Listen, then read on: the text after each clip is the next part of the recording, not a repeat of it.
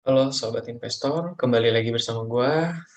Oke, kali ini gua membahas, menganalisa teknikal ya, saham-saham kelompok, batubara ya, yaitu ada Adaro, BSSR, kemudian ada ITMG, kemudian ada Harum.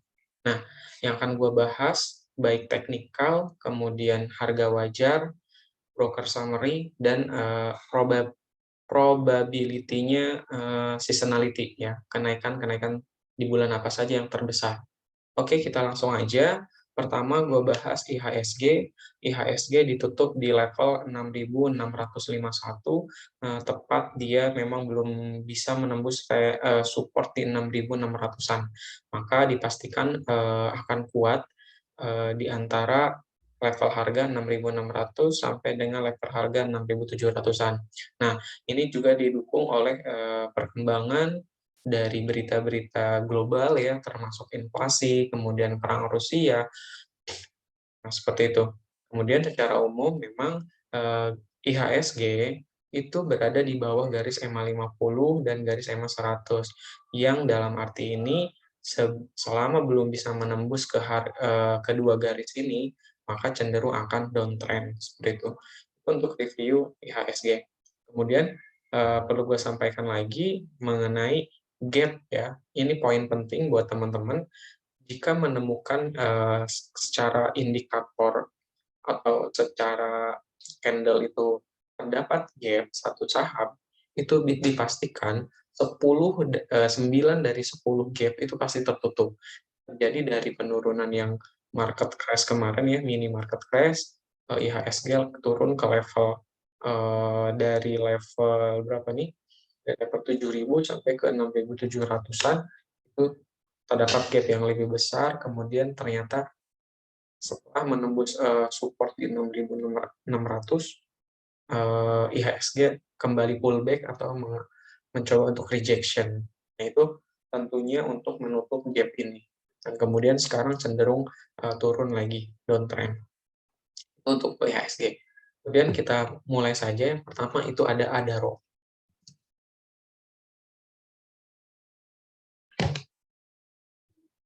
Nah, untuk saham Adaro ditutup di level 2.760, ini memang masih tertahan di area support 1 ya, di area 2.700-an. Nah, secara candle, memang berada di bawah EMA 50 dan di atas, garis EMA 500-an.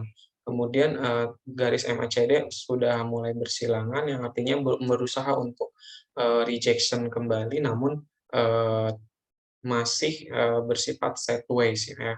Kemudian, prediksinya jika memang mampu bertahan di area di atas garis, EMA 150, kemungkinan akan mencoba menembus, mengetes resisten 1 di 2.980. Jika memang terlewati akan bisa, mengetes resisten kedua yaitu di 3.230. Nah, entah kapan ini bisa tercapai, yang jelas perlu kita perhatikan di sini ada yang namanya open gap. Apa open gap di 3.330 sampai 3.430, yang beberapa, video sebelumnya gue sampaikan bahwa gap itu pasti tertutup, tinggal kita tunggu saja waktunya. Nah, pilihannya sebelum, semasih gap itu belum tertutup, tentu kita masih bisa pertimbangkan untuk, beli atau, masuk ya di area-area support maupun, sebelum mencapai resisten. Kemudian menurut broker summary untuk Adaro, penurunan sebanyak 5,8% ini memang ditandai adanya asing keluar dengan jumlah begitu banyak, kemudian memang, secara broker summary-nya, tidak ada yang signifikan dalam, baik, akumulasi maupun distribusi, hanya asing memang keluar cukup banyak. Dan seminggu terakhir ini, jika dilihat memang di 2 minggu, 3 minggu sebelumnya asing banyak masuk, kemudian minggu terakhir ini memang banyak untuk keluar. Itu saham untuk saham Adaro ya. Jadi bisa wait and see atau bisa cicil selama gap-nya masih belum tertutup. Nah, kemudian untuk Adaro juga memang, setelah kita hitung harga wajarnya itu di level rata-ratanya di 4.000-an. Nah, level rata-rata ini kan hanya proyeksi untuk memastikan bahwa harganya Adaro ini apakah sudah mahal atau belum. Nah, sekarang memang di area 2.700-an, yang artinya memang untuk dapat pullback lagi untuk menutup gap itu kemungkinan besar, karena di area 7.000, di 3.700 itu adalah pernah menyentuh ke level seperti itu. Ada kemungkinan secara jangka menengah itu bisa menutup gap ini. Kemudian kita lihat secara seasonality. Seasonality 5 tahunan, Adaro itu memang lebih banyak naik di bulan Desember ya. Sebanyak Desember dan September itu sebanyak 75% probability-nya akan naik. Nah, ataukah mungkin di bulan September ini akan tertutup? Ya siapa tahu. Kita hanya bisa memprediksi dan menganalisa berdasarkan kemungkinan yang ada. Oke, kemudian selanjutnya ada BSSR.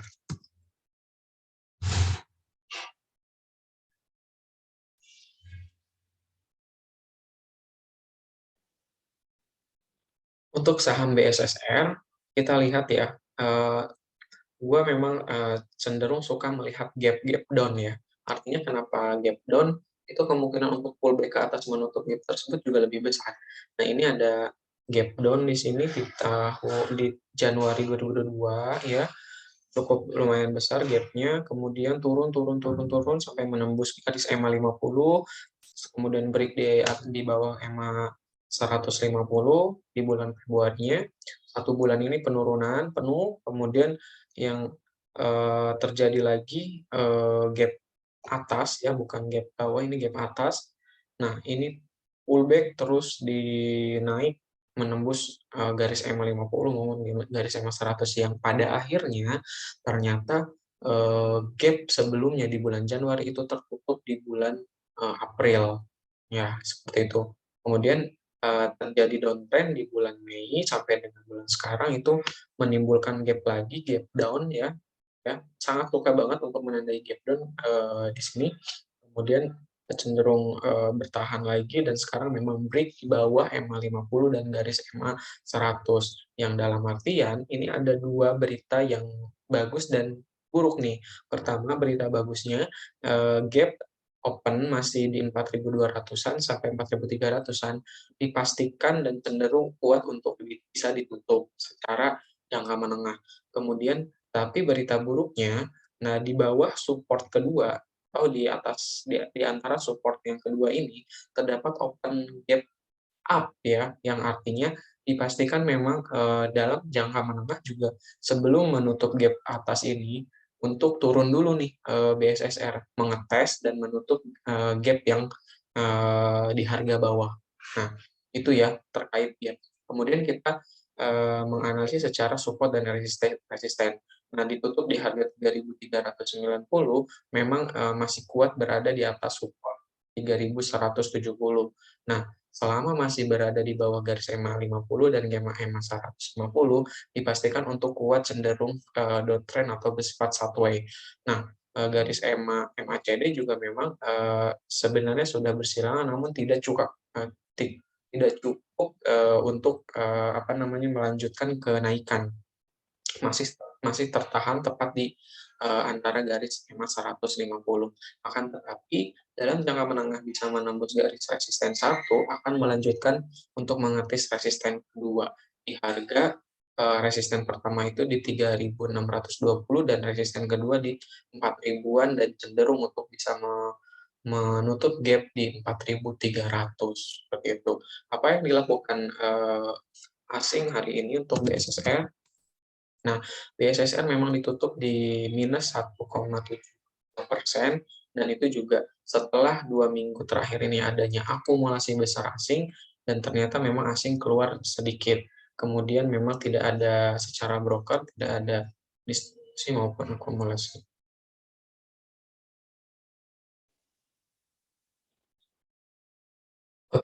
Selanjutnya kita coba bahas secara seasonality dari BSSR ini.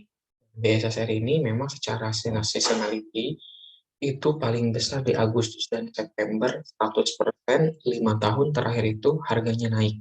Kemudian yang kedua itu ada di November sebesar 75% dan sisanya 60% sampai 40%. Nah, dari 2 bulan ini, Agustus dan September, kita bisa manfaatkan di bulan Juli. yang probability-nya itu 40% kenaikannya lebih kecil. Dan artinya, nah BSSR ini bisalah kita untuk tunggu di area support di harga 3.100-an ya. Kemudian harapannya di bulan bulan Agustus maupun September itu bisa menembus ke resisten 1 untuk BSSR. Nah, selanjutnya kita akan membahas saham Harum ya.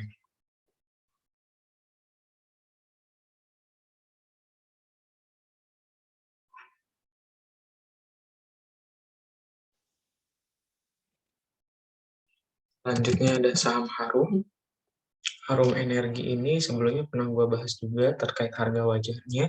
Nah, hari ini itu ditutup di level 1.385 ya. Jika dilihat dari harga wajar yang di tanggal 27 Juni gue pernah review ya. Kalau misalkan sekarang itu di 3.000, di 1.385, berarti harga wajarnya itu mempunyai margin of safety di 35%. Nah, di harga 1.800-an, apakah saham Harum ini mempunyai riwayat untuk harga di 1.800? Kita lihat secara candle memang saham Harum ini tertinggi di 2.900-an. Kemudian itu di bulan Maret ya, kemudian turun, naik lagi. Kemudian di bulan April, sejak bulan April memang cenderung mengalami kuat untuk turun atau downtrend. Nah, harga wajar ini juga bisa kita gunakan sebagai patokan secara awal ya, bisa untuk beli ataupun jual dan menilai saham ini sudah murah atau sudah mahal. Nah, secara candle dan segala penutupan harga, saham ini cukup murah ya, bahkan sudah turun dari terakhir harga yang gua review itu 1.500-an. Nah, secara support and resistance eh, memang break di support di support atau di harga 1.385 ini juga jika memang tembus ya, support terkuatnya memang sudah tembus ya di harga 1.500-an, artinya memang akan kemungkinan cenderung turun, menguji dan menutup gap ya, menguji support 1 dan menutup gap di harga 1.330-an. Itu proyeksi untuk saham Harum secara jangka menengah ya, beberapa minggu ke depan. Kemudian memang jika tertembus bisa berpeluang menguji support kedua di harga 1.100. Nah, itu untuk saham Harum, dan secara umum berada kuat di bawah garis EMA 50 dan garis EMA 150 juga sudah bersilangan ya. Kemudian garis EMA CD juga belum sempat cross untuk naik ke atas, namun cenderung untuk downtrend seperti itu.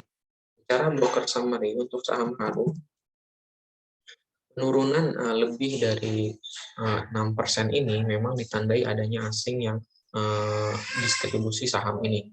Kemudian setelah 2 minggu sebelumnya asing sempat akumulasi, dan seminggu terakhir ini adanya distribusi besar dari asing. Seperti itu. Kemudian secara seasonality untuk saham Harum memang lebih banyak naik di bulan Desember dan Januari ya. Di bulan-bulan lainnya cenderung di 50-60%. Ini juga bisa jadi eh, tanda buat kita untuk coba membeli saham Harum ya, tetapi mempertimbangkan support dan resisten dulu. Nah, jika memang ada kemungkinan besar menutup gap kecil di harga 1.100, 1.300-an, maka saran gue untuk wait and see. Nah, harapannya karena kenaikan di bulan Januari atau Desember itu besar sehingga sampai mencapai probability 100%, itu tadi kita harapannya bisa menutup gap di 1.800 saat ini, gitu ya, 1.800 sampai 1.855. Itu proyeksi untuk saham Harum. Dan yang terakhir yaitu ada saham ITMG.